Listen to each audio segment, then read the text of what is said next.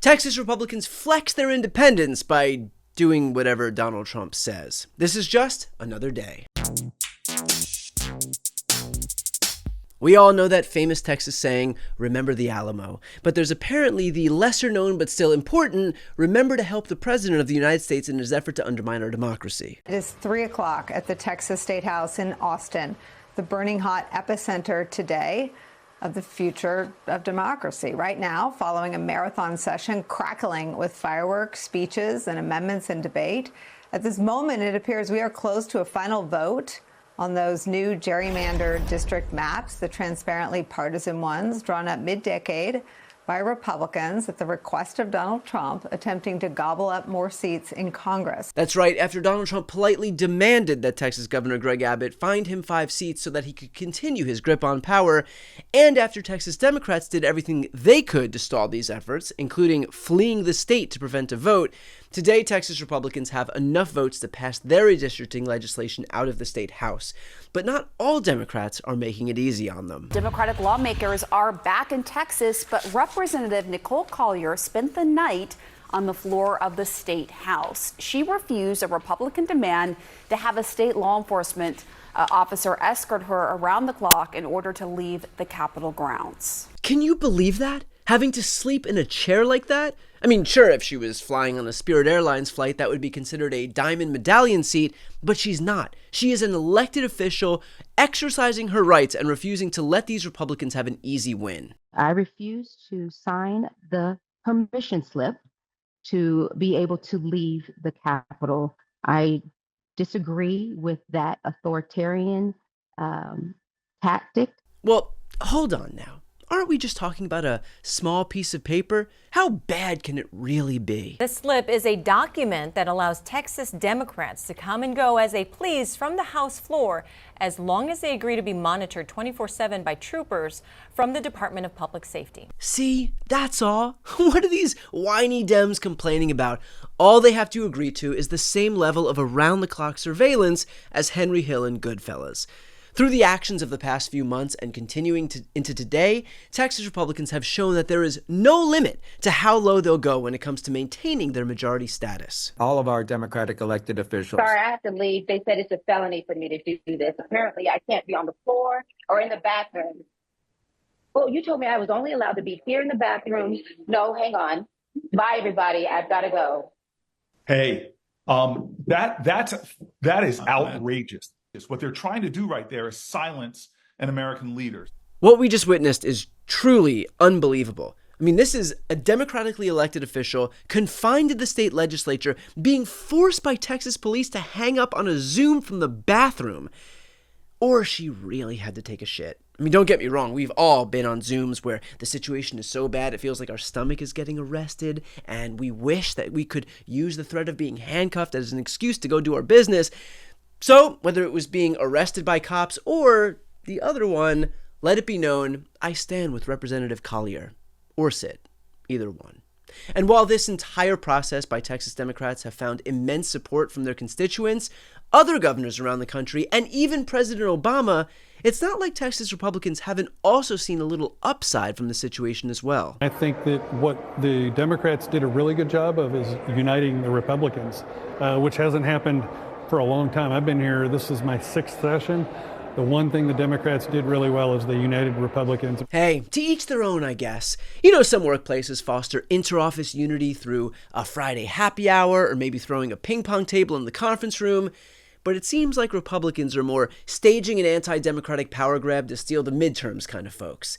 But while Democrats may be losing the battle in Texas, that doesn't mean they've given up entirely. Thanks to the courageous efforts of Governor Gavin Newsom, California is fighting back. Democrats proposed their own redistricting changes there, and that went through a legislative hearing yesterday, and things got a little heated. I want to play some of that now. I did not have that same ability. You weren't aware of the concept? You weren't aware of the news that we were planning on doing that? Mr. Berman, excuse me, we have the chief clerk here. Republicans you saw in that clip were calling attention to the concern that there wasn't enough transparency, how fast the process was moving. Yeah, you know Republicans, they want to take things nice and slow. No rush at all, just like they did in Texas. The governor had said second special session. It's already happened. It's underway. Nice and slow.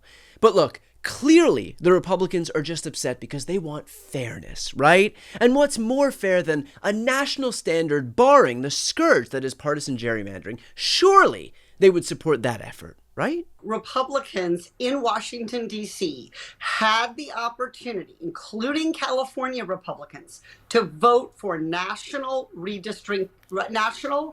independent redistricting commissions. H.R. 1, the For the People Act, when I was in Congress just a few years ago. And you know how many Republicans voted for that bill? 0. None. Turns out Republicans don't want independent or bipartisan commissions telling them anything because it jeopardizes their grip on power. They claim the findings by a bipartisan commission on 2016 Russian election interference was a total hoax, said the bipartisan commission on climate change was a load of tree-hugging BS, and even though the entire world watched it on camera, Republicans claim that the findings of the bipartisan January 6th commission were nothing more than left-wing propaganda used to assault the peace-loving actions of our patriotic Americans exercising their right to peacefully assemble.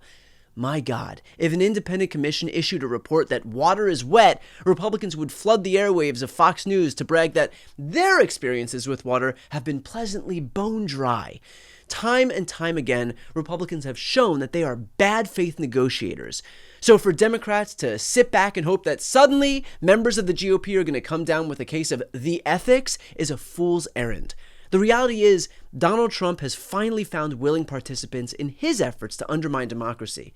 Remember back in 2020 when Trump made that late-night votey call to Georgia's Secretary of State Brad Raffensperger, telling him to find more ballots, 11,780 to be exact, and Raffensperger refused? The Secretary of State was simply taking part in this niche form of politics called following the law. But in this dystopian era, where there doesn't seem to be a single member of the Republican Party willing to stand up to Donald Trump's autocratic tactics of election interference, Brad Raffensperger, if but for a fleeting moment, has turned himself into an American folk hero. Which means, now that Trump has Republican governors like Greg Abbott willing to do his bidding, Democrats must acknowledge that they have to do whatever it takes to protect our democracy.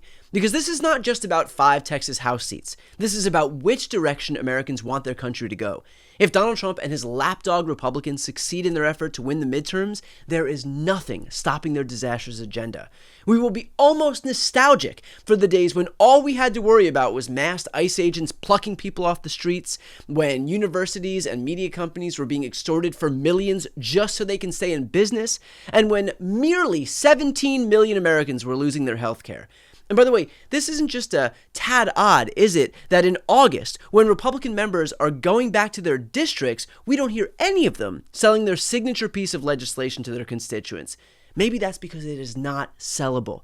I guess there's something about giving billionaires tax cuts while raising the cost of goods on working families that makes it just a tad bit difficult to market. It's like trying to sell your daughters on Matt Gaetz as their babysitter. Bit of an uphill battle.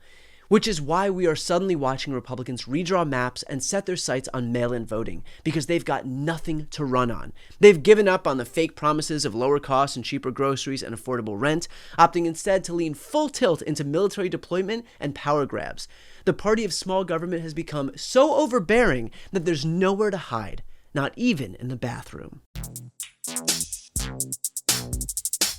Before you go, if you enjoyed this content and you want to see more and support independent media, please subscribe to this channel. The subscribe button will be right here on the screen.